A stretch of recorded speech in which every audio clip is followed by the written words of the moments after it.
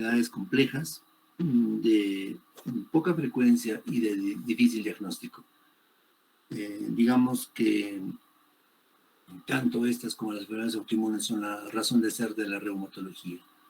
Bien, debido a que no existe otra especialidad que se dedique tanto a estas enfermedades desde el punto de vista sistémico, bien, y que su repercusión pues desata, ¿no? Mucha influencia en el desarrollo de la economía de las familias e incluso de la sociedad. Entonces, es necesario tener una idea clara de este grupo de enfermedades, saber diferenciarlas con otras, ¿no? Y definitivamente la clínica también se aleja un poco de esta capacidad, ¿no? A diferencia de otras enfermedades, ¿no? Es indiscutible la diferencia clínica entre artrosis y artritis, pero entre vasculitis y enfermedades autoinmunes, pues solamente se pueden hacer con estudios de diagnóstico muchas veces. Muy bien, entonces se conoce como vasculitis a la inflamación de la pared vascular con diversas manifestaciones clínicas sistémicas, ¿no? Sistémicas se denomina cuando compromete más de 3 órganos. Y las manifestaciones vasculares van a depender del lugar donde está afectada la arteria o la vena y el diámetro del vaso comprometido. Bien, para tener una idea clara, hasta el año 90, pues sus clasificaciones eran pobres y el Colegio Americano de Reumatología decide ordenarlas de acuerdo al tamaño del diámetro de los vasos comprometidos. Entonces, divide en 7 categorías: la arteritis de células gigantes y la arteritis de Takayasu, que comprometen vasos grandes; la granulomatosis de Wegener, síndrome de Char-Strauss, y clasificada simplemente como vasculitis de vaso pequeño; la poliarteritis nodosa, una vasculitis de vaso mediano; y la Purpura-Schollen, que compromete generalmente piel, intestino o riñones; y las vasculitis por hipersensibilidad, que compromete enfermedades organolocalizadas a diferencia de las otras. Esta clasificación surgió antes de la era de los ANCAs, ¿no? Eso tenemos que tener en cuenta. Entonces, estas divisiones se dieron por las características histopatológicas de los pacientes afectados. Bien. Posteriormente, se dieron consensos internacionales con el fin de que, además de la histopatología, también las características clínicas tengan que ver en la división. Y es en esta conferencia, 4 años después, que surge la poliarteritis microscópica. Entonces, al principio hubo mucho debate entre la existencia de esta enfermedad, ¿no? Y la poliarteritis nodosa. Entonces, muchas series de pacientes con poliarteritis nodosa fueron reclasificados con estos nuevos criterios del consenso de Chapel-Hill, y se dieron con la sorpresa de que muchos pacientes con poliarteritis nodosa pues padecían de poliarteritis microscópica, y las diferencias las vamos a ver más adelante. Luego, ya teniendo en cuenta los avances de los descubrimientos fisiopatológicos y las pruebas de ayuda al diagnóstico, pues se clasifica de otra manera, ¿no? A las vasculitis.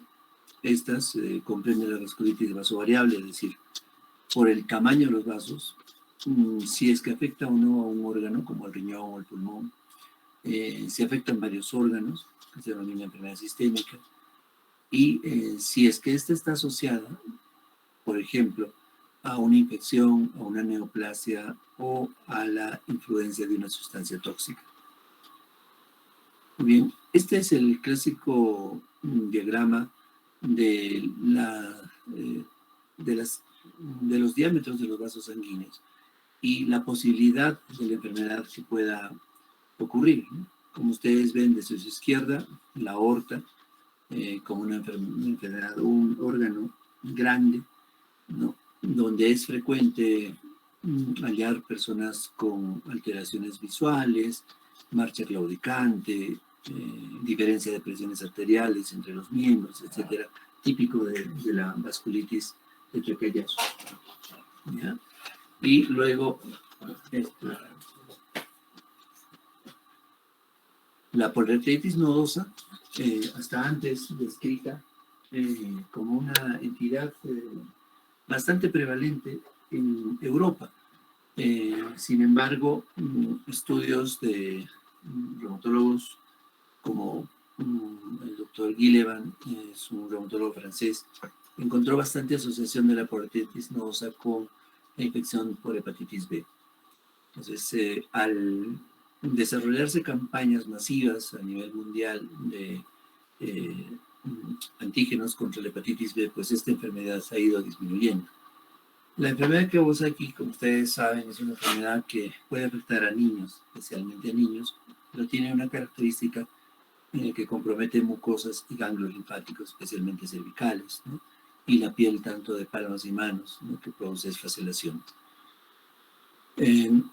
Otras enfermedades en la recategorización, en esta época se pretendieron cambiar los epónimos y asignarle otros nombres, pero no se escapaban, ¿no? Del todo, por lo que quedó el nombre de enfermedad Kawasaki que se conoce hasta ahora. Y en la pandemia pues se recordaba mucho esta enfermedad. Bueno, en relación a las enfermedades donde afectan vasos pequeños, pero existen depósitos de complejos inmunes, está la vasculitis por IgA o anteriormente vasculitis de Henoch-Schönlein. Entonces, se asume esta vasculitis porque hay depósito de la membrana basal glomerular de inmunoglobulina A, o hay otro tipo de inmunocomplejos como la vasculitis crioglobulinémicas, una vasculitis muy apasionante que pues, desata por su nombre mismo pasiones. Es decir, en el estudio pues no se imaginan que hay una prueba, un kit, ¿no? Sino que se ven fenómenos físicos al momento de obtener la muestra sanguínea a 37 grados y hacer todo el proceso a esa temperatura y ver los crioprecipitados en el tubo de ensayo. Y otras vasculitis urticarianas hipocomplementémicas que tienen otras manifestaciones, como su nombre dice, hay deficiencia de complementos C1Q, C3, C4, anticuerpos contra el complemento, etc.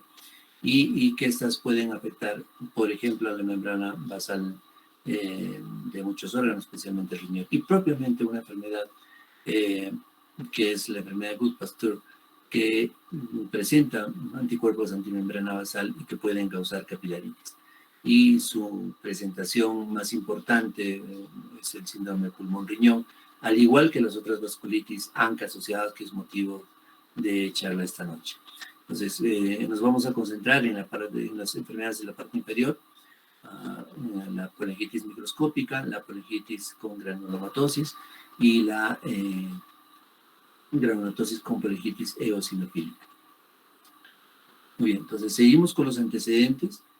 Como les había mencionado, se cambiaron los epónimos con el fin de dejar atrás la huella de la influencia de la medicina que se desarrolló en la Segunda Guerra Mundial y que lamentablemente tenía bastante auge en los estudios de médicos alemanes, pero que este conocimiento provino lamentablemente de la falta del respeto por el ser humano y bueno, entonces se dio paso a usar simplemente los nombres más técnicos para que podamos conocer mucho más la enfermedad al oír su nombre.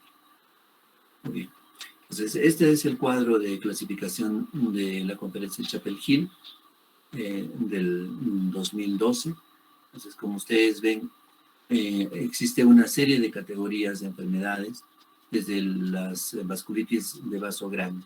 Pero entendamos que en este cuadro, en esta denominación, falta un adjetivo o falta un término donde debe de indicar a predominio de. vasculitis a predominio de vasos grandes, de vasos medianos o de vasos pequeños, porque muchas veces se puede apreciar lesiones también de otros diámetros, y no necesariamente hay sobreposición, sino que esa es la característica de las enfermedades, ¿no? Entonces, decir que una persona con arteritis de células gigantes podría tener complicaciones en vasos pequeños de ojo, por ejemplo, o la proctitis nodosa de la misma manera, alteraciones de vaso grande, etcétera, dependiendo de la zona topográfica, como habíamos indicado, se encuentra la lesión. Entonces, este cuadro nos ayuda muchas veces en la clasificación, pues, digamos, pedagógica, ¿no? Pero la forma de presentación, ustedes entenderán que el paciente no viene con este cuadrito y le dice, doctor, tengo estos síntomas que se ubican en este cuadro, ¿no? Por ejemplo, el síndrome de Cogan es una enfermedad, la verdad, bastante escasa. Es una enfermedad que compromete fundamentalmente vasos de mediano calibre, pero su manifestación se da más en el ojo, ¿no? Causa una escleritis intersticial, causa alteraciones vasculares de la esclera y también a nivel del octavo par, es decir, pacientes que empiezan a tener hipoacusia. La enfermedad de Behçet es una enfermedad que se encuentra en los países que abarca la ruta de la seda, generalmente, desde la China hasta el este europeo, Turquía y toda la Arabia. Es una enfermedad, la más importante de las enfermedades ulcerativas, mucocutáneas.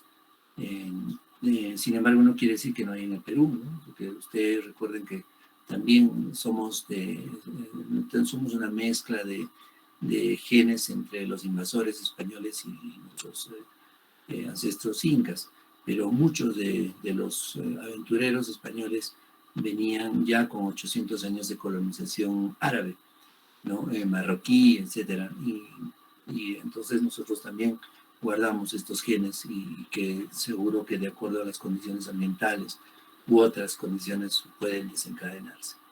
Bien, las vasculitis de órgano único, este es otro grupo importante.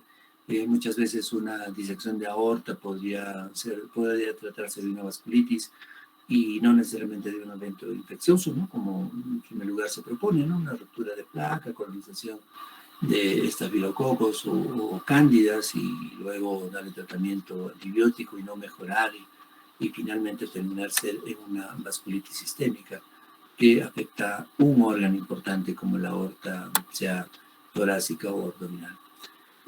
Las gingivitis cutáneas leucocitoclásticas son bastante frecuentes en pacientes que vienen con eritemas cutáneos, que tienen una característica en la digitopresión, ya que no desaparecen, pueden ser incluso purpúricas, sobrelevadas, etcétera, y que el diagnóstico se logra gracias a la anatomía patológica. Otras vasculitis relacionadas a enfermedades sistémicas, pues hay muchas, no solamente cutáneas, sino en órganos como los ojos, los pulmones, en el caso de la sarcoidosis, y tanto en los riñones, en el lupus, en el cerebro, y en la vasculitis reumatoide, el compromiso bastante típico del sistema nervioso periférico. Entonces no es raro ver a un paciente con artritis reumatoide que de pronto tiene una mononeuritis múltiple o una polineuropatía y tratarse de una vasculitis que generalmente aparece en pacientes que no tienen un manejo temprano, es decir, la enfermedad ha progresado, hay daño orgánico y es más probable que aparezcan estas complicaciones, ¿no? Desde las vasculares hasta las neurológicas o incluso renales, en el caso de artritis reumatoide, que es básicamente la excepción. Se aprecia este compromiso renal en artritis reumatoide no por el efecto de los anticuerpos que se hallan en esta enfermedad, sino también por la presencia de proteínas gigantes como las proteínas amiloides de bajo peso molecular, ¿no? Que son atrapadas en el riñón y causan otro tipo de fenómenos. Bien, y las vasculitis asociadas a etiología, como habíamos dicho, vasculitis de por crioglobulinas, fenómeno que se aprecia en pacientes con hepatitis C, las vasculitis asociadas a hepatitis B, a sífilis, a ortitis por sífilis. Ahora, la sífilis también es una infección bastante peculiar, porque puede debutar con una retinitis, puede debutar con nódulos cutáneos, etcétera. Ya estamos hablando de sífilis terciaria, ¿no? Y ahí es bastante contradictorio, porque al tratarse de una vasculitis, pues también los antibióticos juegan un papel importante, ¿no? Lo mismo que en las enfermedades virales. La vasculitis por inmunocomplejos asociada a drogas es un clásico, la presencia de vasculitis, incluso vasculitis ANCA asociados, y que se desarrollan en pacientes que usan cocaína, crack, y sobre todo los pacientes con cocaína, cuyos proveedores mezclan, ¿no?, con productos tóxicos como el levanisol. Y bueno, entonces estos pacientes pues hacen de la misma manera daño renal, daño cutáneo, etcétera, y incluso pone en peligro su vida. Y otras vasculitis que son imitadoras asociadas a cáncer, ¿no? Las vasculitis imitadoras también son de difícil diagnóstico, generalmente pacientes mayores, ¿verdad? Que pueden presentar lesiones cutáneas, lesiones ulcerativas, bueno, un sinnúmero de manifestaciones precedentes. Esa es una de las características, pues, presenta anticuerpos antinucleares, pacientes con ANCAs positivos, etcétera, pero sin daño renal, por ejemplo, y que de fondo, pues, tiene una neoplasia, como linfomas o cáncer de pulmón, etcétera, y que a veces estos hallazgos retrasan el diagnóstico definitivo. Muy bien. Entonces, el consenso de Chapel-Hill describe, ya, yéndonos al tema que nos reúne, a las vasculitis ANCA asociadas. Entonces, el hecho de conocer mejor a estos anticuerpos, ¿no?, nos ha permitido dividir a estas enfermedades. Se denominan vasculitis necrotizante. ¿Por qué? Porque causan destrucción del flujo sanguíneo, ¿no?, obstrucción y destrucción de tejidos vecinos. Entonces se aprecia la muerte celular. Se llaman también inmunes precisamente porque no hay depósitos inmunes y no hay depósitos inmunocomplejos, pero sin embargo no significa que no participe el sistema inmunológico, solamente se refiere al depósito. Fundamentalmente afectan los vasos, tanto los que preceden los capilares y los que están después de los capilares. Entonces, eso hay que tener en cuenta. Afectan arteriolas y pequeñas arterias, y pueden estar asociadas fundamentalmente a dos anticuerpos dirigidos anti-mieloperoxidasa o antiproteínas A3. No todos los pacientes tienen ANCA, eso vamos a ver en los cuadros siguientes. Es decir, el diagnóstico definitivamente requiere de un equipo multidisciplinar. Es decir, una persona en emergencia que recibe un paciente con distrés respiratorio y falla renal, y esto se cataloga como síndrome pulmón-riñón. Si es que este médico no está entrenado adecuadamente, y lo primero que va a pensar es en una sepsis, obviamente le va a dar antibióticos y no mejorará el paciente, a pesar de que le dé oxígeno. Entonces, en nuestras cabezas tiene que haber flujogramas de tensión, ¿no?, y diagnósticos diferenciales planteados para cada situación. Entonces, si es que no tenemos un clínico entrenado en consultorio, es decir, un paciente que viene por sinusitis crónica y que los cultivos son negativos y que no mejoran a los antibióticos, pues un otorrinolaringólogo pensará en una enfermedad autoinmune, aunque sea la causante de la inflamación de los senos o incluso la perforación de estructuras como el tabique nasal y otras. Entonces, se tiene que tener clara la forma de presentación. ¿Sí? La verdad, estas enfermedades llegan a visitar, me imagino que a todas las especialidades.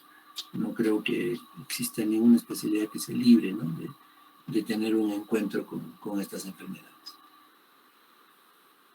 Bien, la poliangiitis microscópica, entonces, es una vasculitis necrotizante que afecta a vasos pequeños y fundamentalmente tiene dos órganos que van a marcar la expectativa de vida del paciente, que son el riñón y los pulmones.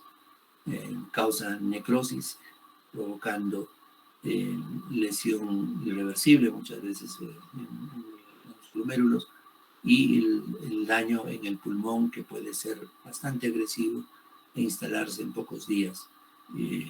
Y hay una característica radiográfica y anatomopatológica, que es la ausencia de granulomas, nódulos en la radiografía o incluso cavitaciones o granulomas, presencia de células gigantes multinucleadas, etcétera, reclutamiento de macrófagos, macrófilos en la histopatología. La granulomatosis con poliangiitis es una inflamación, como su nombre lo dice, granulomatosa y necrotizante, que generalmente afecta el tracto respiratorio. Esta es una enfermedad bastante, digamos, peculiar, porque esta es una enfermedad que puede afectar solamente órganos del cuello hacia arriba, es decir, ojos, senos paranasales, producir cefalea, producir lesiones en el sistema nervioso central, signos de lesión del sistema nervioso central, o irse más allá, imitar a la artritis reumatoide. Es una de las vasculitis que más problemas nos trae a los reumatólogos cuando no pensamos en esta o no tiene otras manifestaciones más que artritis, o simplemente acompañar, ¿no?, a la artritis reumatoide. Es una enfermedad que puede causar incluso alteraciones en los rangos, ¿no?, pacientes que vienen con los codos en flexión, ¿no?, y tiene factor reumatoide positivo. Entonces uno pues cree que está frente a una artritis reumatoide, pero en realidad, igual que la artritis reumatoide, es una enfermedad granulomatosa. Entonces no debe pasar por alto el estudio de estas enfermedades. Por eso que cuando un paciente con una clínica poco clara, pues se prefiere hacer estudios amplios, ¿no?, de sus anticuerpos, y podría explicarnos fenómenos que estamos viendo o fenómenos que pueden venir en el futuro. Entonces, así como ven ustedes, también es una enfermedad que afecta capilares, es decir, los pulmones, los ojos, pero no se libran sobre todo los riñones y causan glomerulonefritis como la enfermedad precedente. Y otro grupo de vasculitis que cuenta también con granulomatosis y poliangiitis, pero en la anatomía patológica y en los síntomas, ¿no?, o en un simple hemograma se ve la presencia de eosinófilos. Bien, entonces es característica, digamos, de pacientes que tengan antecedentes de asma o fenómenos urticarianos, y afecta generalmente el tracto respiratorio, afecta a otros órganos también, como la piel, etc. Y definitivamente es una enfermedad que se confunde mucho con la poliangiitis microscópica, ¿no?, pero la diferencia está en la participación o la presencia de los eosinófilos. Bien. En relación a la epidemiología, también nos toca hablar de factores que puedan condicionar, es decir, factores de riesgo que puedan hacer que estas enfermedades aparezcan. Por ejemplo, esta es una revisión global de un trabajo de un doctor que yo aprecio mucho, que es el doctor Acevedo, un ex jefe de servicio del Hospital Almenara y una persona que le ha dado mucho a la reumatología peruana, ¿no?, por su esfuerzo, ¿verdad?, infatigable para que las cosas se concreten. Cada vez que él empezaba algo, ¿no?, terminaba la verdad en algo grandioso. Y bueno, como ustedes ven, la incidencia pues no es frecuente, llega de 13 a 20 personas por 1 millón de habitantes año. Y la prevalencia, dependiendo del país, entre 46 y 184 por millón de habitantes. Bien. Ahora, ¿Qué influye en este aspecto, por ejemplo, en relación a los factores de riesgo? En relación al sexo, pues no hay mucha diferencia. Pues, si hablamos en forma global, pues entre varones y mujeres hay proporciones similares. El problema está cuando subdividimos por enfermedades, es decir, si hablamos solamente de poliartritis microscópica, por ejemplo, en el Perú, en la serie de la almenara, las mujeres predominan. Bien, y en relación a los factores de riesgo, también se tiene que ver la influencia de infecciones, como en la granulomatosis con polengitis. Es conocido que el estafilococo no puede gatillar la presencia de esta enfermedad. Por otro lado, los cambios estacionales también son muy frecuentes en estas enfermedades. Por ejemplo, en un cambio de estación, ¿no? Es típico que las enfermedades aparezcan o se reactiven, bien, por influencia de los virus, ¿no? Comunes que nos afectan. Y por otro aspecto, también es necesario tener en cuenta la asociación que se ha descrito entre la exposición a silicio y la poliartritis microscópica. Entonces, esto en países con bastante polución, es decir, donde, o presencia de silicio en el aire atmosférico, ¿no? Como en Inglaterra, etcétera, o lugares donde por por la influencia del ser humano se ha incrementado, ¿no? Los polvos en el ambiente, por ejemplo, en relación al cemento.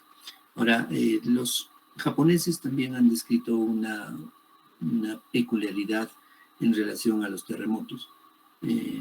Ellos hicieron un seguimiento de los casos y en pacientes con vasculitis, y lo que encontraron es que después de los terremotos del año 95 y 2011 encontraron un incremento de los casos.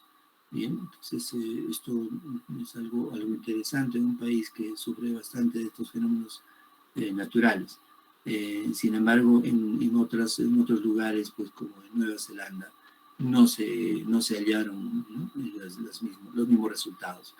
Y bueno, entonces el hecho también de vivir en el campo o en la ciudad, también, ¿no? Anecdóticamente se describen diferencias, de que existen disparidades, ¿no? Para las personas que provienen de los lugares donde existen ranchos. Se encuentra mayor riesgo para desarrollar granulomatosis y polengitis microscópica. Por otro lado, en la exposición, ¿no? se trata de implicar la exposición de los fertilizantes, etcétera, como potenciales patogénicos de esta enfermedad. Y en relación a los niveles de monóxido de carbono, también se ha descrito un incremento de los casos o de la incidencia de estas vasculitis asociadas a ANCA, como por ejemplo en China. Ustedes saben que Hong Kong es una de las ciudades más polucionadas del mundo, ¿no? Y el tabaco, como no, también está implicada en estas enfermedades, como en otras, como el lupus, como la artritis reumatoide, en la exposición a solventes, ¿no? Dentro del aspecto ocupacional. Y bien, la luz ultravioleta es otro factor importante. Vuelvo a repetir, como antes, no solamente para vasculitis, sino otras enfermedades autoinmunes, las que están vinculadas a los cambios epigenéticos. ¿Bien? Entonces, tener en cuenta todos estos factores que hacen lo siguiente, ¿no? Este cuadro revela pues múltiples estudios. Aquí está una publicación peruana, como ven ustedes, procedente del Hospital Almenara. Hay mayor predominio de polengitis microscópica y menor presencia de granulomatosis y polengitis. Y si vamos hacia el hemisferio norte, vemos todo lo contrario, ¿no? Como por ejemplo en Alemania, la proporción es mayor para pacientes con granulomatosis y polengitis polingitis microscópica. Si vamos hacia Japón, ¿verdad? En este lado del Pacífico, el predominio es muy parecido al Perú, ¿no? Muy parecido en las proporciones. Entonces, lo que nos dice que tanto factores étnicos y factores ambientales son los que determinan, ¿no?, la presencia de estas enfermedades. Vean ustedes la ruta de la seda en la región de Europa, ¿no? Cómo se comporta en el este y oeste europeo, cómo se comportan estas enfermedades en relación a su frecuencia. Entonces, existe mucho trabajo, ¿no?, sobre todo en nuestro país. Hay proyectos de investigación que se pueden emprender y conocer no las patologías solamente, ¿no?, sino nuestras características inmunológicas, es decir, cómo estamos nosotros, ¿verdad?, que lo desconocemos, qué tipo de anticuerpos estamos desarrollando, sobre todo poblaciones expuestas a silicio, como los centros mineros, ¿no?, o familiares, o sus hijos, etcétera. ¿Qué tipo de cambios están sucediendo en ellos, ¿no?, debido al cambio ambiental? Y qué tipo de manifestaciones aparecerán en el futuro. Entonces hay bastante trabajo por hacer al respecto, solamente de la parte inmunológica. Bien, ahora, este cuadro lo que pretende es comparar las características de presentación, tanto desde de la epidemiología y la parte de manifestaciones en el laboratorio.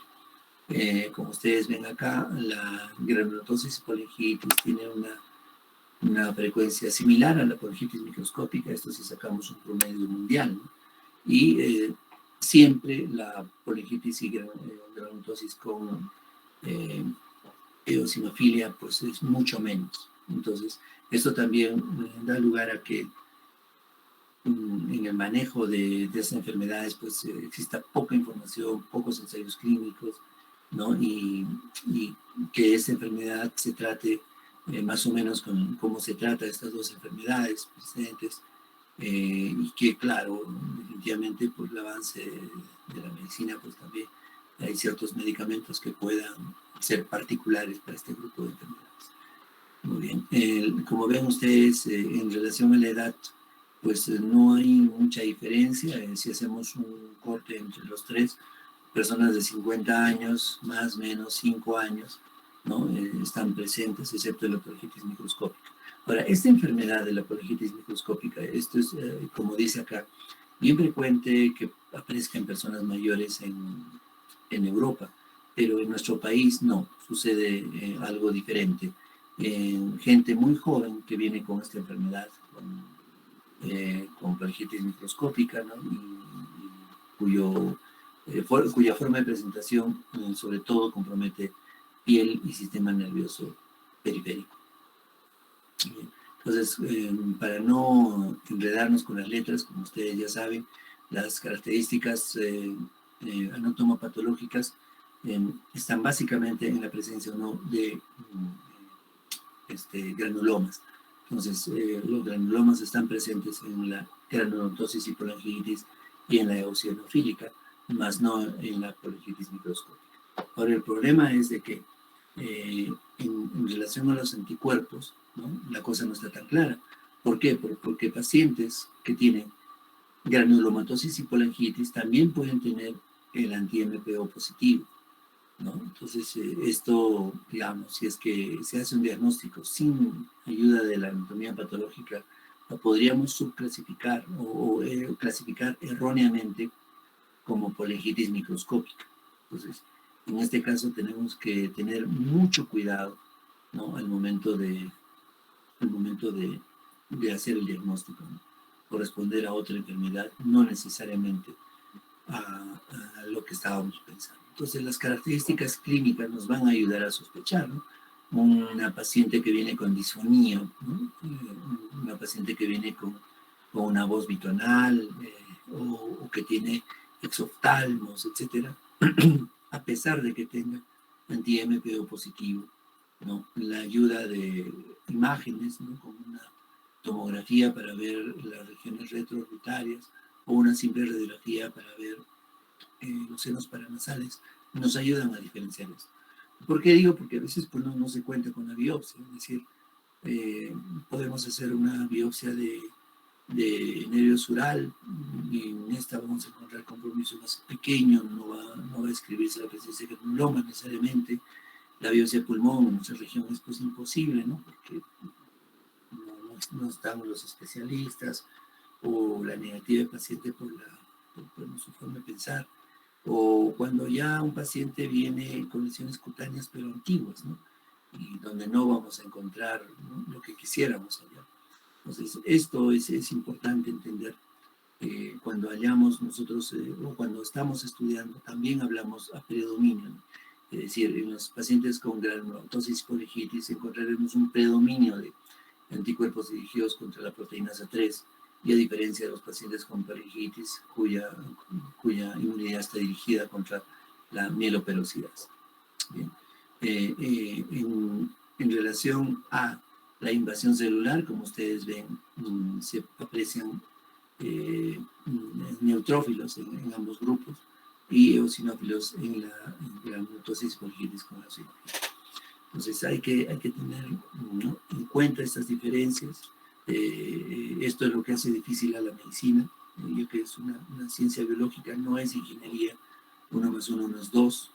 Las asociaciones también no esperemos que sea al 100%. Cuando estudiamos asociaciones, uno es feliz cuando supera el 80%, ¿no? Más o menos feliz cuando las asociaciones llegan al 60%. Entonces, y bueno, entonces tenemos que seguir adelante. Ahora, esto es un cuadro que más o menos trata de resumir todos los fenómenos que se aprecian en estas enfermedades. Los mecanismos fisiopatológicos, como ven ustedes, empiezan desde las alteraciones genéticas, resultados de estudios YIGWAS, que ustedes han leído seguramente en ese aparato que se les adjuntó, donde existen genes que hacen que los linfocitos T y los linfocitos B pierdan la tolerancia a la proteínas A3 y la mieloperoxidasa. ¿Qué cosas son estos antígenos? Pues son antígenos bactericidas, fundamentalmente, que nos ayudan en nuestra defensa habitual. Pero en estos pacientes, pues, aparecen estos cambios genéticos que nos van a complicar la vida. Entonces, estos genes tienen, bueno, brindan un relativo riesgo, ¿no?, para que aparezcan estas enfermedades. A diferencia de, digamos, en un estudio común, donde el riesgo relativo se mide en unidades, el valor de P se mide en unidades menor de 0.5. En estos estudios genéticos, el valor de P alcanza unas potencias negativas, pues, no descomunales. Estamos hablando de -7, -8, -9, ¿no?, para que tengan una cierta aceptación como causalidad. En relación a los mecanismos fisiopatológicos, entonces, hemos hablado de la edad. En promedio, a más edad, aparecen estas enfermedades, y factores ambientales como polvos, drogas, luz ultravioleta o terremotos. Entonces, ¿esto qué va a llevar, ¿no?, a una activación de los neutrófilos? La activación de los neutrófilos contra estos antígenos, ¿no?, que tienen en personas en quienes se ha perdido la tolerancia. Entonces, el hecho final es la injuria, es el daño, es la destrucción, ¿no?, progresiva de estructuras tisulares, que va a llevar a la fibrosis y pérdida de la función. Entonces, cuando los linfocitos T y B pierden la tolerancia, ¿no?, se producen varios fenómenos en el que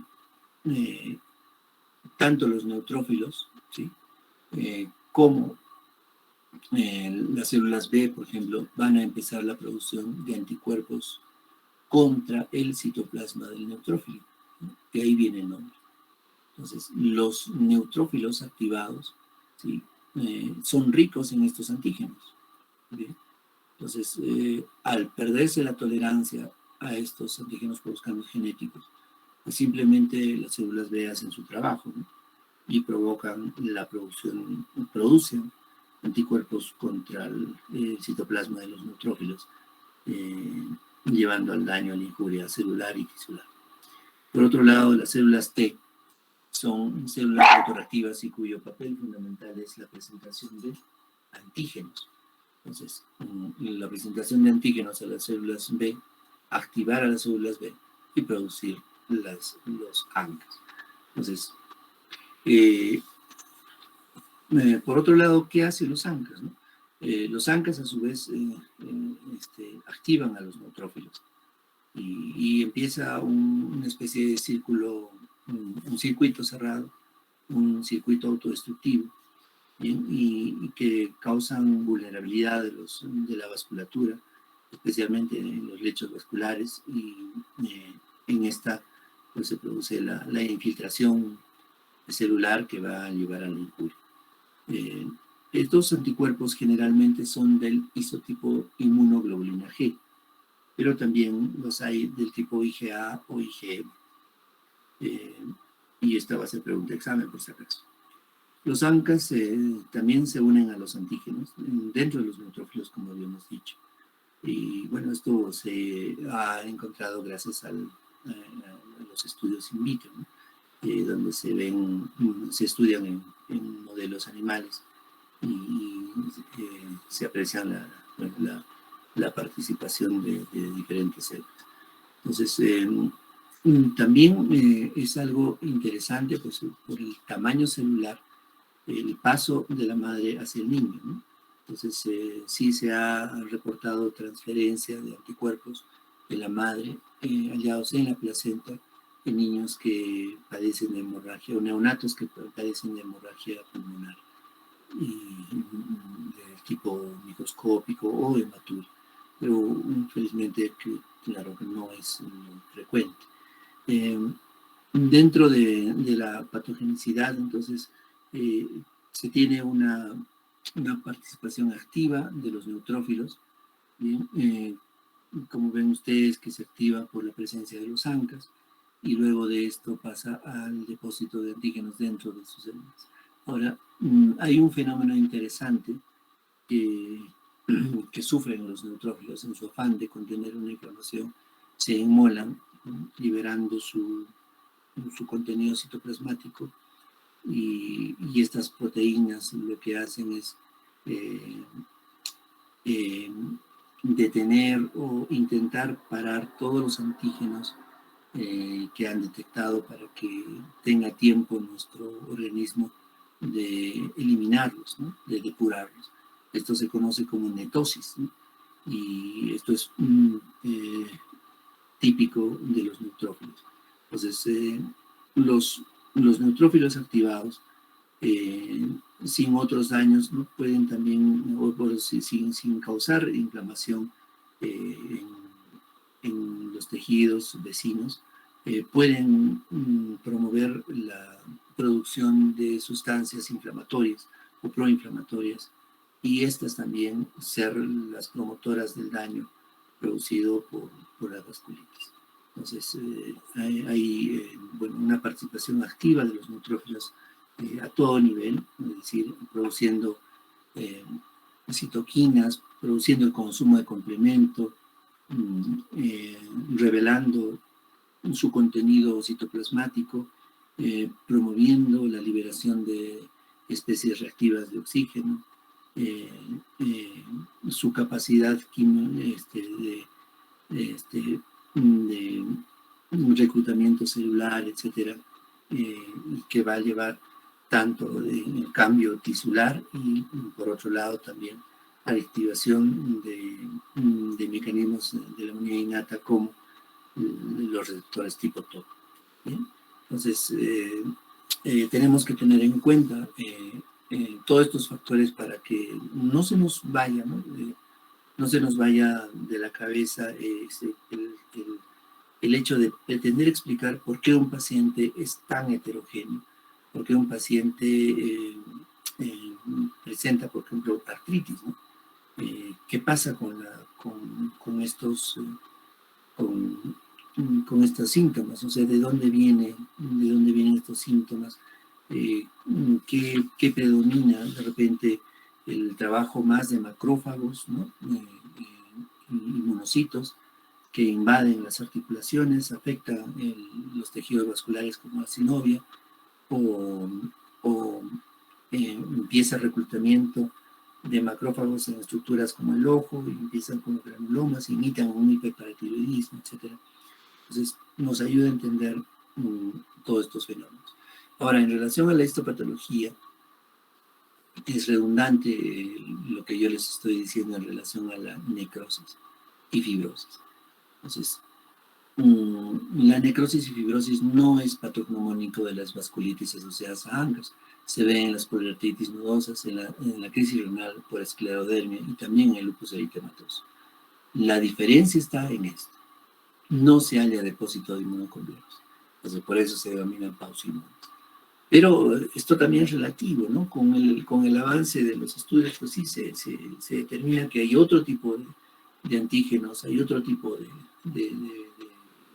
de complejos que sí se llegan a depositar y hallar, ¿no? Así que tenemos la ayuda de laboratorio. Ahora, también antes se denominaba paucimune debido a que se discutía el compromiso de complemento. Ahora sabemos que un paciente con vasculitis y depresión del complemento, al igual que el lupus, tiene peor pronóstico en su enfermedad.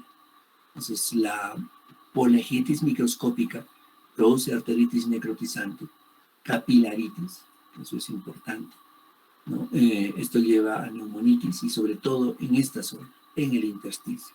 Es decir, una persona que pueda tener un pulmón blanco, pero que paradójicamente su saturación no está muy comprometida si es que no invade todo el pulmón.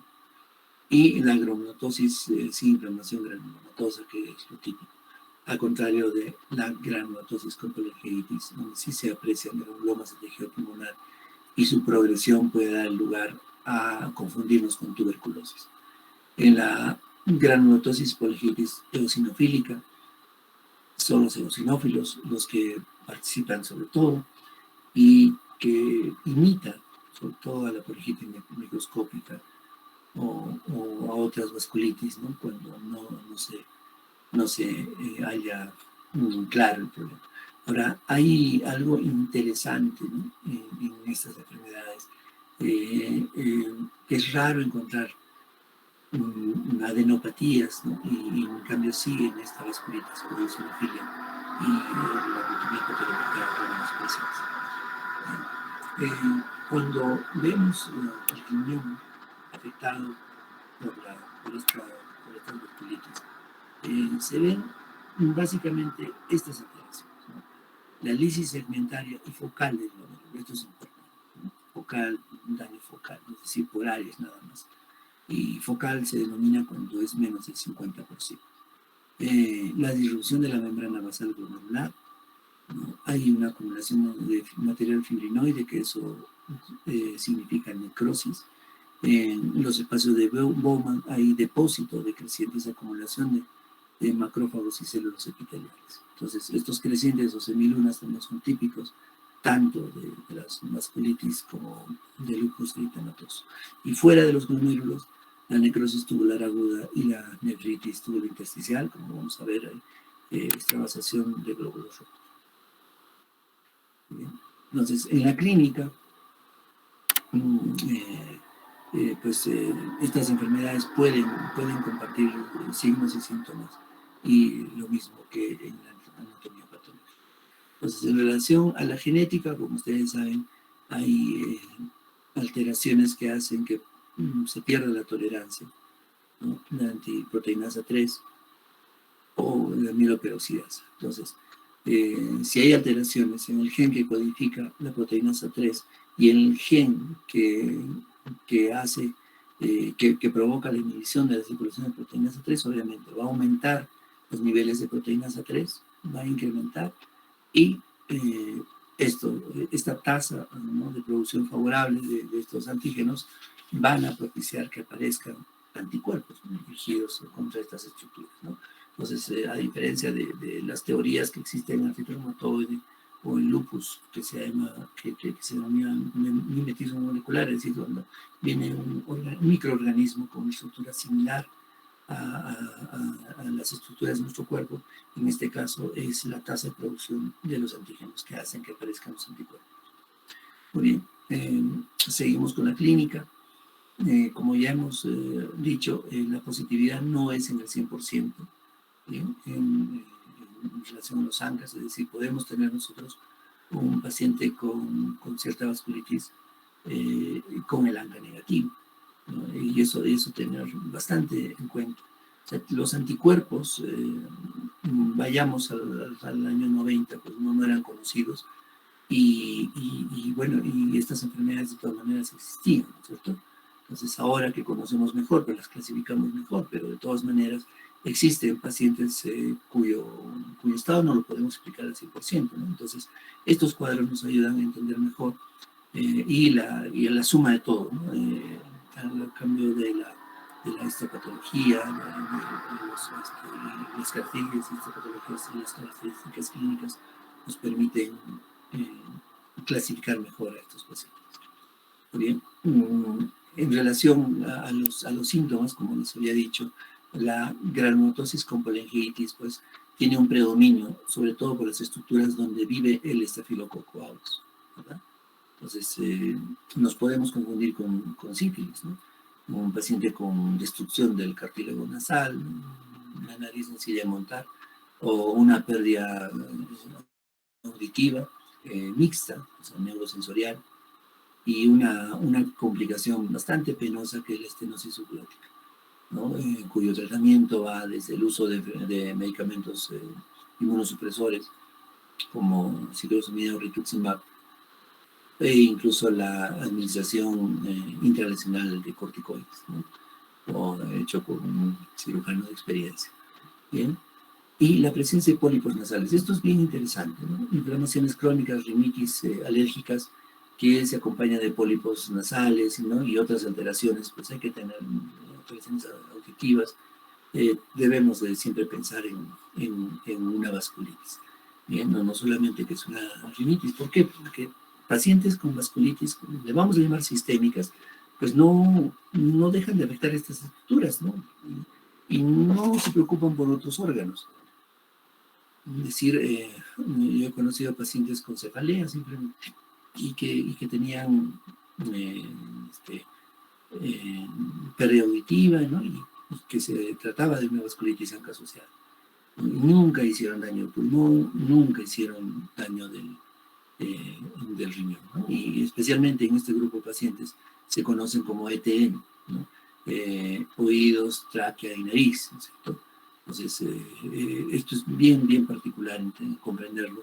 Y si nos vamos ya al ojo, pues ahí tenemos problemas, ¿no? ¿Por qué? Porque, por ejemplo, la granulomatosis y polengiitis puede provocar uveitis anterior, como habíamos visto en las espondiloartritis. Entonces, ahí va un dolor de cabeza, ¿no? ¿Cómo tratamos a estos pacientes? ¿Cómo sabemos de qué tipo de enfermedad es? Entonces, lo interesante para poder diferenciar es qué otros signos tiene el paciente, ¿no? ¿Qué otros síntomas tiene el paciente? El paciente tiene baja de peso, ¿no? Entonces es poco probable que sea una espondiloartritis. El paciente que ha bajado 4, 8, 10 kilos en los 2, 3 meses precedentes, eso ya no es una espondiloartritis. Es muy probable que se trate de una vasculitis. La escleritis es bastante frecuente también, no tanto en nuestros pacientes, yo les seré sincero, la escleritis es más en pacientes con artritis reumatoide. Las epiescleritis pues pasan muy desapercibidas, ¿no es cierto? Todos los días el oftalmólogo ve epiescleritis y bueno, creo que nunca piensa en vasculitis, a no ser que se sume escleritis en su evolución y aparezcan perforaciones, ¿no? Como en el caso de la señora Basilia, una paciente con granulomatosis y polengiitis que vino por un ojo rojo después de la introducción de un cuerpo extraño en el ojo. Ya eran 2 meses de inflamación que no cedía, y la oftalmóloga, muy acuciosa, encontró un nódulo en el lugar de agresión, ¿no?, del objeto extraño. Y bueno, al hacer el estudio inmunológico, pues se trata de una vasculitis. El problema es de que el tratamiento irregular llevó a la perforación, que llevó a la uvea, ¿no? Y estuvo a punto de tener pues una pérdida de todo el contenido ocular. Entonces ella fue operada el año pasado con un injerto autólogo, así que su evolución es favorable. Ella sigue con terapia inmunológica, con rituximab y micofenolato mofetil. Y bueno, sí perdió parcialmente la visión, ¿no? Y actualmente tiene una visión del 50% en ese ojo, y solamente uno. Y por otro lado, en relación a la granulomatosis y polingitis, también puede afectar los ojos, puede causar los mismos síntomas que las otras enfermedades. Y ahora, en este cuadro, pues pongo juntos al pulmón y al riñón, porque aquí viene lo apasionante, ¿no?, de esta enfermedad. ¿Cuándo pensar en estas vasculitis? Sobre todo cuando hay el compromiso simultáneo de estos dos órganos, tanto el pulmón como el riñón. El paciente tiene hemoptisis, disnea y pulmón blanco, básicamente. Entonces, por otro lado, glomerulonefritis, azoemia, es decir, falla el riñón y hasta el punto que requiere de apoyo dialítico. Entonces, eso hay que tener mucho en cuenta. Pero también, por otro lado, estas enfermedades pueden solamente afectar un órgano, así como la granulomatosis y polingitis afecta oídos, ojos, tráquea. La polingitis microscópica puede afectar solamente el riñón, ¿no? Y estos pacientes, pues, ¿no?, son tratados de forma inadecuada, porque es difícil ver, ¿no?, un examen de orina, ¿no?, aunque no parezca. La leucocitosis, generalmente, el 100% lo relaciona primero con la piuria, ¿no? Lo primero que pensamos es infección, pero sin síntomas urinarios, ¿no? Y damos antibióticos y nunca pedimos creatinina, y tampoco le damos importancia a la hematuria, porque pensamos, ¿no?, que es parte de la infección, ¿no?, y eso justifica más el antibiótico, y cambiamos el antibiótico y finalmente termina siendo una vasculitis. En relación al daño cardíaco, por ejemplo, es bastante raro en la polingitis microscópica, y en cambio los pacientes con granulomatosis eosinofílica sí es bastante frecuente y puede llevar a la falla cardíaca. La neuropatía periférica es una característica bastante frecuente en nuestros pacientes peruanos. La serie Almenara, claro que no está dentro de las alteraciones más frecuentes, pero en algún momento el doctor Torres, un ex reumatólogo de la Almenara, triada, ¿no?, peruana, ¿no?, que incluía artritis púrpura y mononeuritis múltiple, como forma de presentación de polingitis microscópica en pacientes del Hospital Almenara. Entonces, eso, tener muy en cuenta esto, ¿no? Pacientes que tienen mano caída, pie caído, lesiones purpúricas, ¿no?, y que estén bajando de peso. Entonces, hay que tener en cuenta que se trate, ¿no?, de una vasculitis. Y la eosinofilia, como ven ustedes, ¿no?, es bastante frecuente solamente en el subtipo que corresponde. Entonces, esta es una mononeuritis, paciente con mano caída, y la necrosis digital, ¿no?, algunos que han visto las fotografías de la paciente inmunda, ¿no?, se puede entender mejor a esta enfermedad. Ella tiene ANCA negativo, pero ¿en qué se diferencia? Que tiene hipertensión, tiene baja de peso, lesiones cutáneas en miembros inferiores, etcétera, no tiene compromiso pulmonar. Es un caso bien interesante, ¿no?, que tiene características tanto de poliarteritis nodosa como de polingitis microscópica, y cuyo factor desencadenante fue el dengue. Muy bien. Esta es una imagen de tomografía típica de pacientes con vasculitis, con afección de los alveolos, como ven ustedes, un patrón alveolar en ambos campos pulmonares, que va desde la pleura hasta el parénquima, sin causar problemas en la pleura, sin engrosamiento pleural, es decir, afecta solamente vasos pequeños del intersticio. Entonces es una capilaritis que puede afectar a cualquier persona finalmente, ¿no? Si estamos hablando de frecuencia, estamos hablando de promedios nada más, pero no significa que no afecte a niños, ¿no? Estos son los cambios glomerulares. En el primero, en el A, lo que vemos, pues se puede ver la leyenda. Hay una proliferación extracapilar epitelial y necrosis fibrinoide. Estas zonas que ven ustedes acá, voy a marcarlo, disculpar ustedes, son las áreas de necrosis fibrinoide. En la figura B, lo que vemos es la presencia de proliferación extracapilar, ¿sí? Con necrosis segmentaria, toda esta región, la necrosis segmentaria, de todo el glomérulo, ¿no? De todo lo ancho, todo lo largo del glomérulo.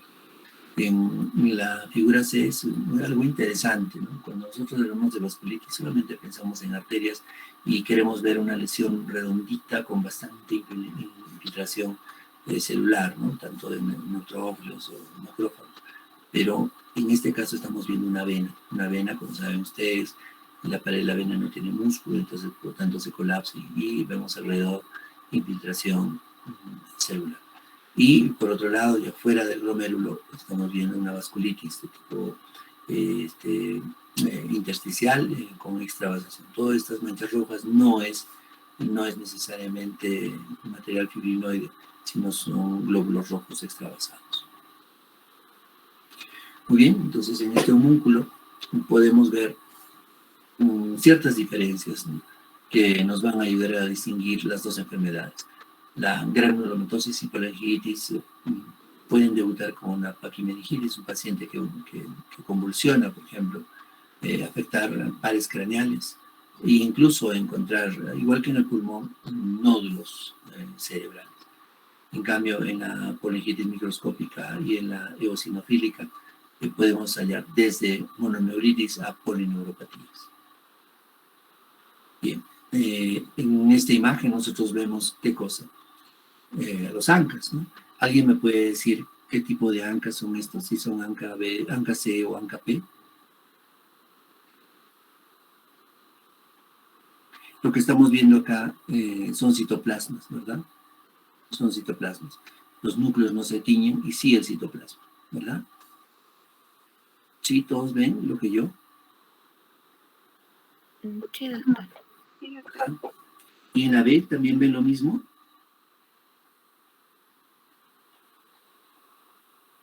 ¿Es el mismo gráfico o ven alguna diferencia?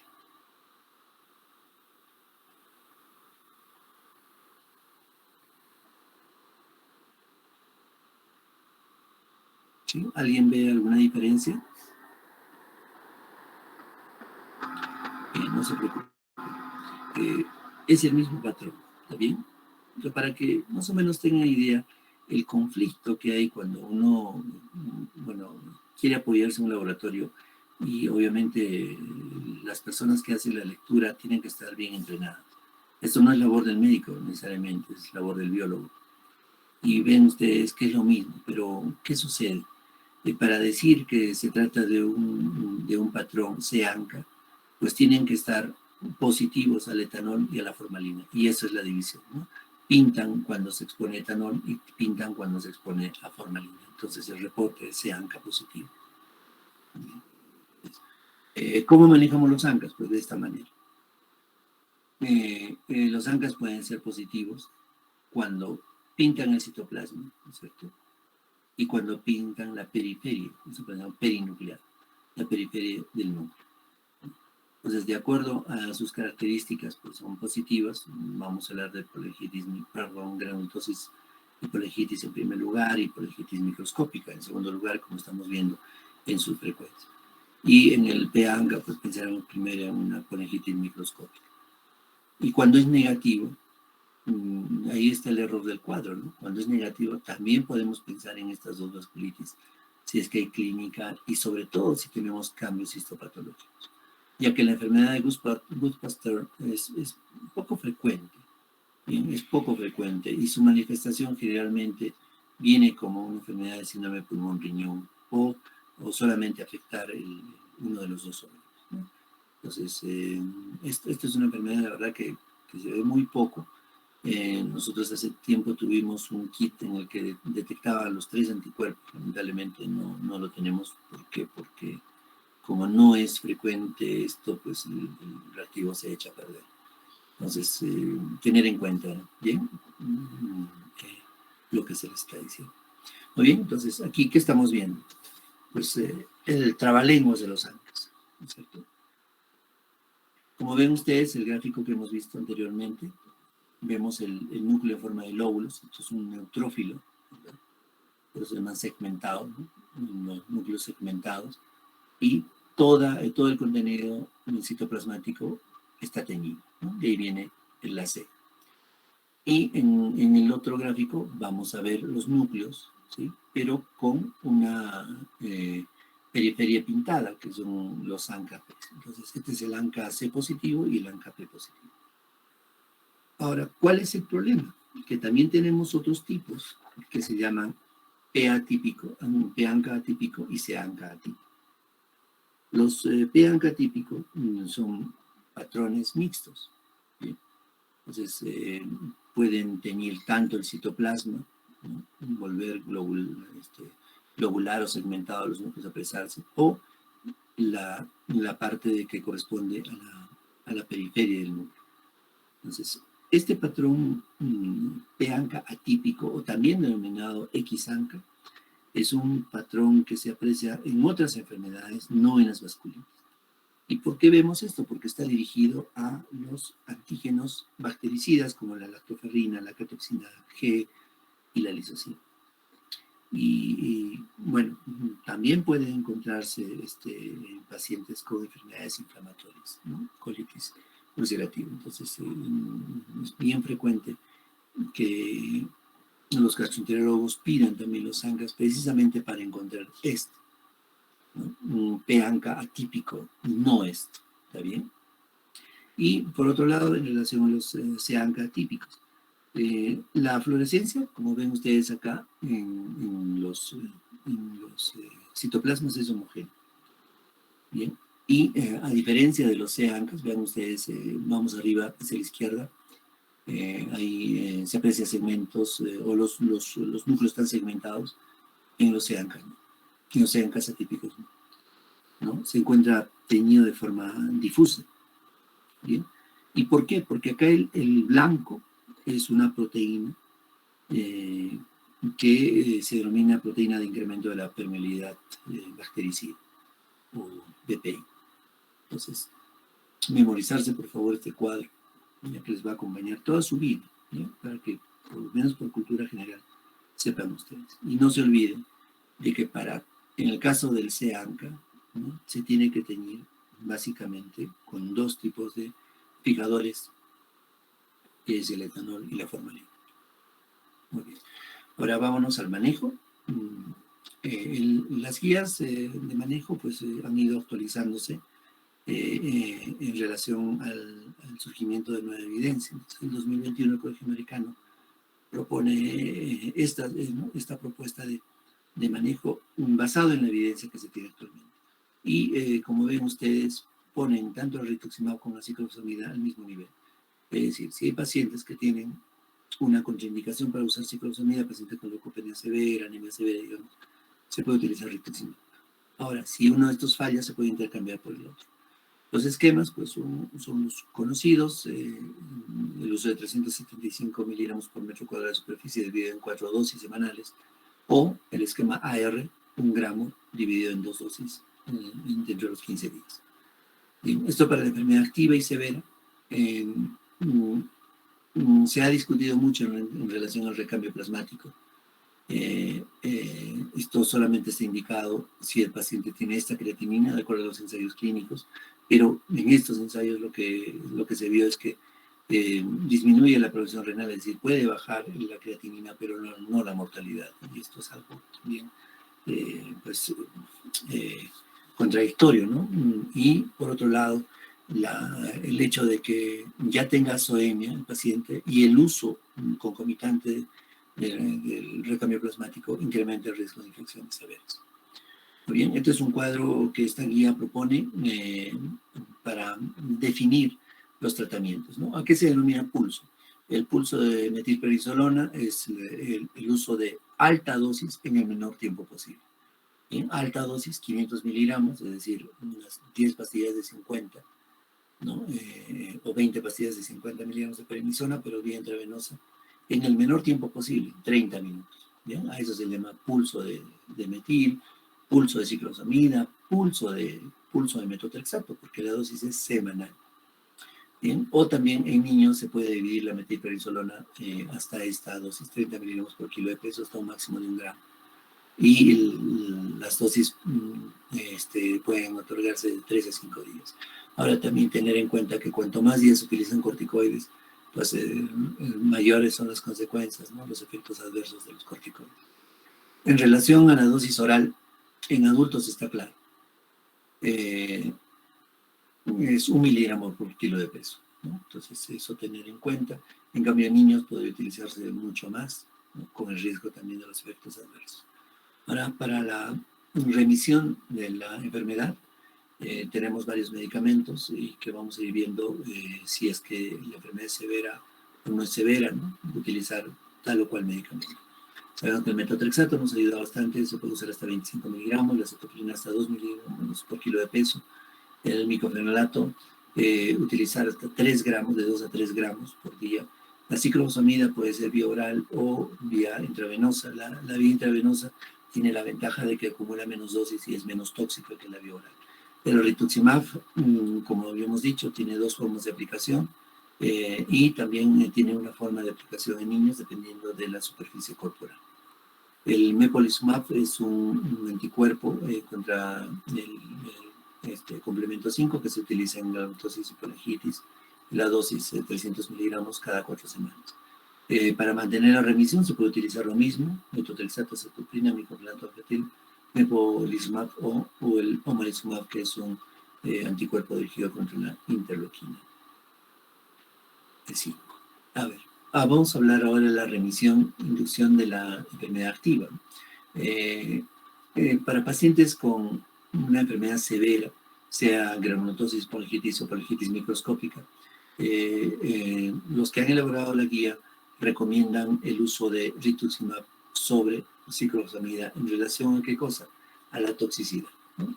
Ahora, si es que el soporte de seguro del paciente o de atención lo permite, pues se puede utilizar ciclosamida. Pero hay algo también trascendente. Si es que el paciente tiene una falla renal con una creatinina mayor a 4, el medicamento de elección es el rituximab. Como ya habíamos dicho, el recambio plasmático, solamente se piensa si que hay progresión renal, pero con el riesgo de infección y entendiendo que la mortalidad va a seguir igual. Este flujograma nos ubica mejor en relación a dividir la enfermedad si es severa o no es severa. Si es severa, se puede escoger el rituximab sobre la ciclosamida, si es que el soporte de salud lo permite, y también el uso temprano de estos medicamentos nos va a permitir reducir las dosis de glucocorticoides, que es la movida todas las enfermedades autoinmunes. Si se alcanza la remisión, entonces se puede continuar con el rituximab, no con la ciclosamida, o si se ha usado al principio, usar metotrexato sobre la cetoprina.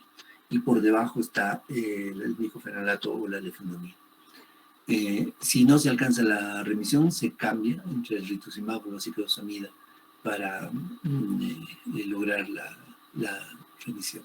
Ahora, en relación a las recaídas, se puede ver la duración de la terapia, es decir, ¿Hace cuánto que se utilizó rituximab para darle una siguiente dosis? O volver a la ciclosamida si es que la dosis de rituximab fue recientemente administrada. En las reactivaciones severas, en el tratamiento con rituximab se puede optar por el uso nuevamente de ciclofosfamida, por ejemplo, en dosis oral, pero con, obviamente, los riesgos de toxicidad y también riesgo de neoplasia.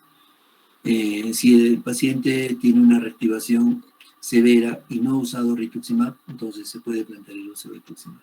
Los pacientes con vasculitis no severa, con granulomatosis y colingitis no severa, el medicamento de elección es el metotrexato. Por más que tenga compromiso renal, ¿no? Este es uno de los pocos casos en que el metotrexato ayuda al compromiso renal en pacientes con enfermedades autoinmunes, y en este caso granulomatosis o colingitis. Muy bien. Entonces, insistimos con el recambio plasmático, y ahora en pacientes con hemorragia alveolar. No lo recomienda en la guía, al igual que en el compromiso renal.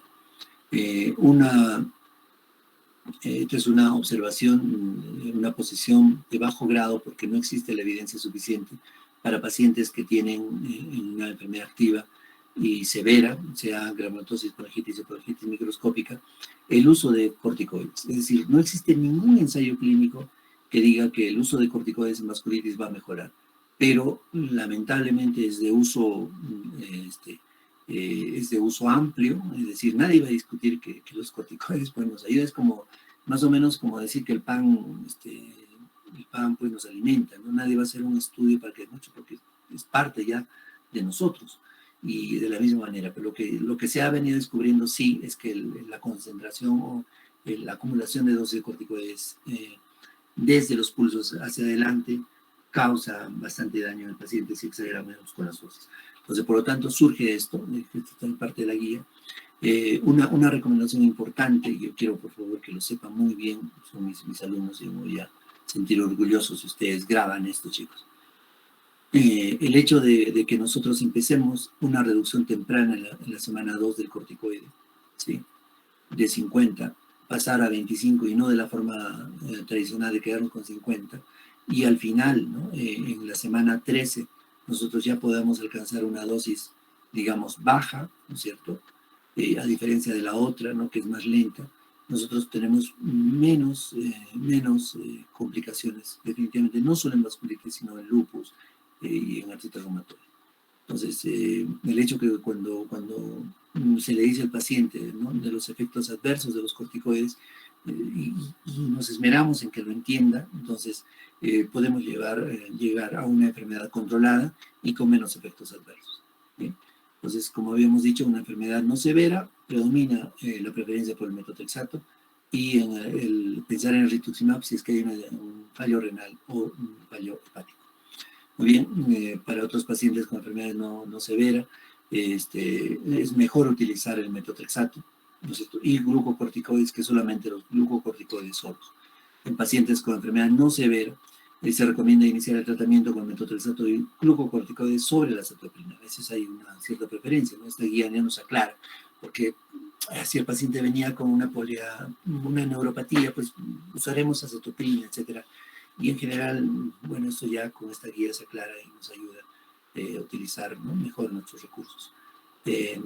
Para pacientes con enfermedad activa no severa, condicionalmente yo recomiendo, condicionalmente se refiere a que menos del 70% de los que votaron para elaborar la guía estuvieron de acuerdo. Se inicia el tratamiento con metotrexato y glucocorticoides sobre el trimestoprim sulfamethoxazole. Eso también es algo novedoso. ¿Por qué? Porque muchas veces, ¿no? Las preguntas a pie de cama en las visitas médicas, ¿no? Surgía esto, ¿no? ¿Y por qué no usamos el cotrimoxazol?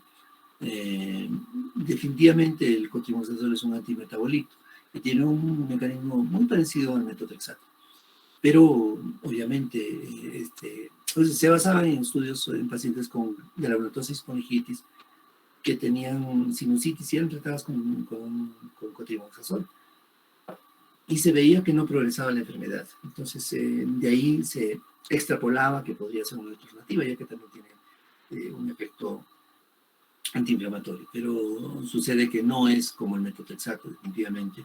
Y por otro lado, utilizar los dos medicamentos juntos interaccionan y pueden dañar la médula ósea. Ahora, solamente el trimantoprim sulfametoxazol se utiliza en dosis de 480 para pacientes que utilizan, por ejemplo, ciclosamida o rituximab en días alternos para prevenir la infección por Pneumocystis jirovecii. Por otro lado, las recaídas ya lo hemos visto en el cuadro, dependiendo de qué se utilizó, ¿no? Podemos cambiar usar un biológico, si es que no lo había recibido, ¿no? Sobre la ciclosamida en vía oral. Para pacientes con granulomatosis meningitis, en quienes experimentan recaídas y tienen manifestaciones severas, se tiene que evaluar la dosis acumulada de ciclosamida y cuándo se utilizó el rituximab o no. Si fue muy temprano, utilizar ciclosamida, y si ya pasó varios meses, pueden adelantar una siguiente dosis de rituximab. En la enfermedad refractaria, en primer lugar, se tiene que evaluar a las imitadoras. Pues hay infecciones que pueden sacarnos de quicio y creer que es parte de la vasculitis. Entonces, nuevamente se desfocaliza y se evalúa otro esquema de tratamiento. En estos casos también se puede considerar el uso de inmunoglobulina intravenosa humana a dosis de 2 gramos por kilogramo dividido en 3 a 5 días. En la enfermedad renal crónica estadio 5, lo primero que tenemos que tratar de promover es el trasplante renal. Felizmente, dentro de nuestra cultura médica ya existe esta posibilidad, antes era cerrada y ganemos dinero solamente con la hemodiálisis, ¿no? Y eso no es así. Estos pacientes tienen una baja tasa de una reactivación de la enfermedad o que se produzca nuevamente la enfermedad, debido a que el mantenimiento del órgano trasplantado involucra el uso de terapia inmunosupresora. El uso de inmunoglobulinas se debe considerar. ¿Por qué? Porque estos pacientes con estadio 5 son pacientes inmunosuprimidos, etcétera, y con alto riesgo de infecciones, y la inmunoglobulina nos da un paraguas, ¿no? Para estas complicaciones. Por otro lado, también es frecuente tener fenómenos de tromboembolismo. Lamentablemente no existe una guía solamente para estos pacientes, por lo tanto se copia de otras guías, las recomendaciones internacionales del grupo de trombosis, que recomiendan el uso por corto periodo de tiempo, hasta 6 meses, si no es recurrente.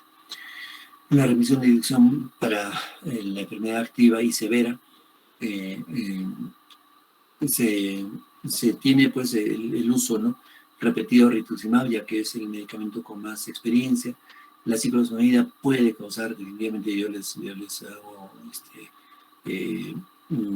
les encargo, ¿no?, esta complicación por el uso de ciclosamida, un daño en este órgano, pero también se tiene que pensar esto cuando el compromiso es cardíaco, ¿no? Por ejemplo, en granulomatosis meningitis, no se olvide, con eosinofilia, cuando hay un compromiso neurológico. En este aspecto del compromiso neurológico, tengan ustedes en cuenta que también, pese a que no pareciera, pero su frecuencia incrementa el riesgo de mortalidad. Entonces, hay que tener en cuenta la ciclosamida. O cuando tenemos pacientes con sangrado digestivo, etcétera, y son ANGA negativos. Utilizar rituximab en las glomerulonefritis, y si es que existe un paciente con granulosis y eosinofilia, pues utilizar el rituximab sobre otros anticuerpos monoclonales. El mantenimiento se tiene que valorar la seguridad, la toxicidad y el riesgo de recaída. Entonces, siempre tener en cuenta la secuencia de metotrexato, azoteprina, micofenolato, mifetrina. Espero que esta clase pues no sea de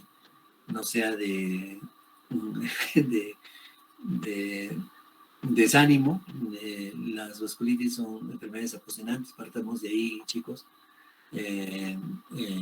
Como les dije, todos vamos a encontrar algún día con la vasculitis, sea en cualquier especialidad que ustedes se desenvuelvan. Y bueno, que ustedes entiendan muy bien esto, pues para mí me va a dar mucha alegría. Bien, quisiera saber si hay alguna pregunta que podamos complementar la clase de hoy.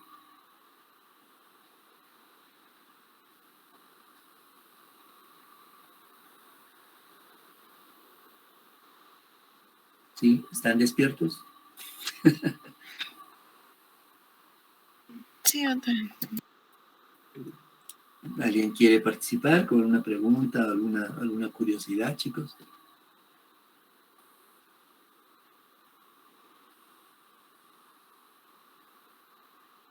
Bien, entonces les agradezco por su atención. Es viernes, el cuerpo lo sabe.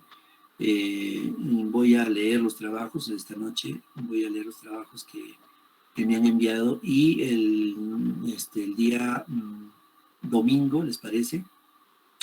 El domingo tienen tiempo a las 9 de la mañana.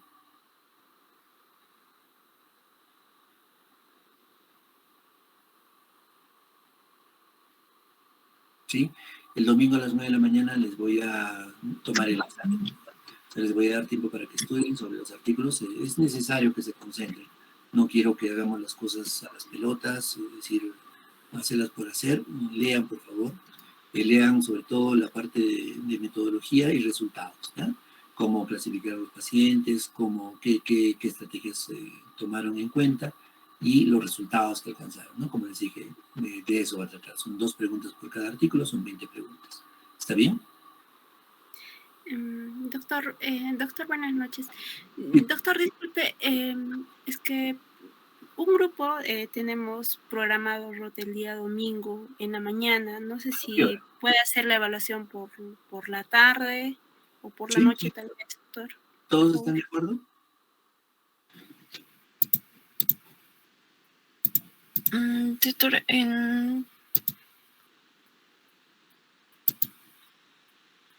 sí, doctor, antes de las 5 de la tarde, porque de 5 a 6 tenemos nefrología y de 6 la otra 8 dijo que íbamos a avanzar. Entiendo. Entonces, a las 4 de la tarde, ¿les parece? Para que tengan tiempo para prepararse para la siguiente clase.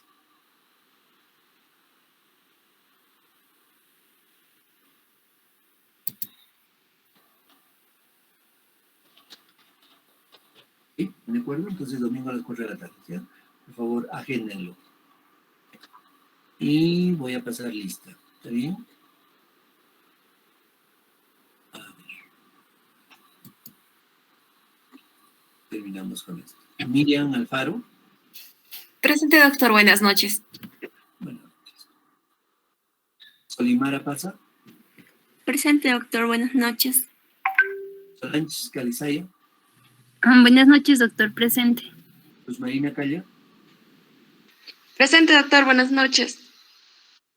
Delia Caracausto.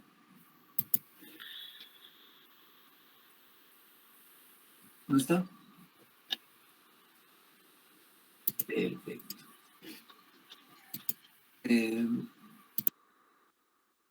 Johnny Cari. Presente, doctor. Buenas noches. Elvis Casilla. Presente, doctor. Buenas noches. Edwin Carita. Presente, doctor. Buenas noches. Yameli Chalco. Presente, doctor. Buenas noches. Noemí Chambicea. Presente, doctor. Buenas noches. Josette Cuevas. Presente, doctor. Buenas noches. Cintia Cutipa. Doctor, buenas noches. Presente. Diego Cutipa. Presente, doctor. Buenas noches.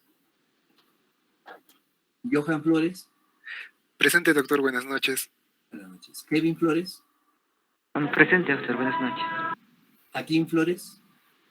Presente, doctor. Buenas noches. Yohaida Flores. Presente, doctor. Buenas noches. Ebert Guarachi. Presente, doctor. Buenas noches. Dina Ito. Buenas noches, doctor. Presente. Aniela Itusaka.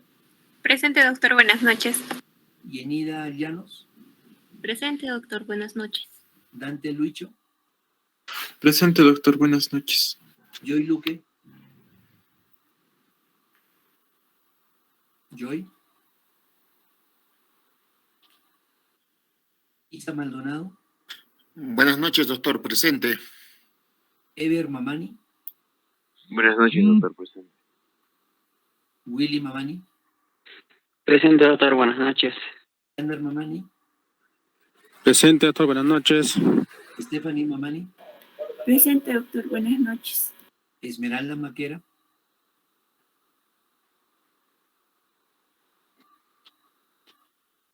Fabiola Maquera.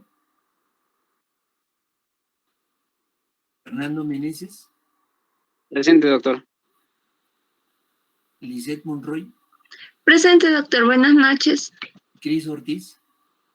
Presente, doctor. Buenas noches. Herbert Paxi.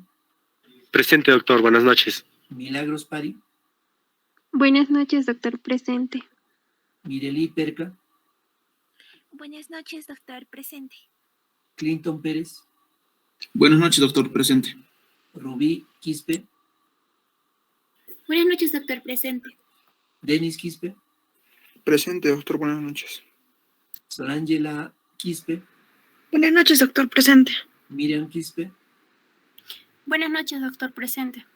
Gaby Quispe. Gaby Quispe. Rani Ramos. Brian Presente, Rey. doctor.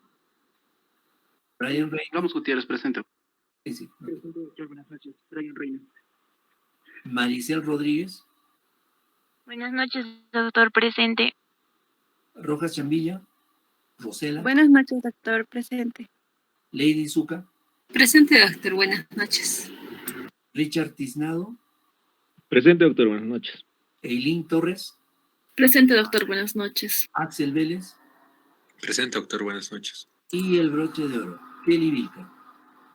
Presente, doctor. Buenas noches. Buenas noches. Muy bien, chicos. Doctor, buenas noches. Disculpe, me llamo la número 5. Le dije presente, pero creo que mi señal o mi micro está fallando, doctor. Y si esté presente, la número 5, por favor, doctor. Muy bien.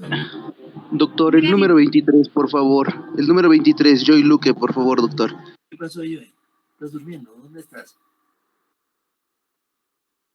Para que se me entrecorte el audio, doctor. Se regresa. Bien, chicos. Muy bien, gracias. Entonces, Doctor, lean. Dígame. doctor. ¿Sí? Doctor, disculpe, mi compañera Seleni creo que tenía que exponer hoy día. Compañera. Doctor, se refiere a que en el trabajo que enviamos había unas instrucciones y decía que iba a haber exposiciones. Sí, miren, yo en este momento estoy en un problema de salud y por eso vamos a hacer solamente el examen, ¿ya? No se preocupe. Sí, doctor. Entonces el martes a las 4. Digo, perdón, el domingo a las 4 para el examen. Las 4, sí.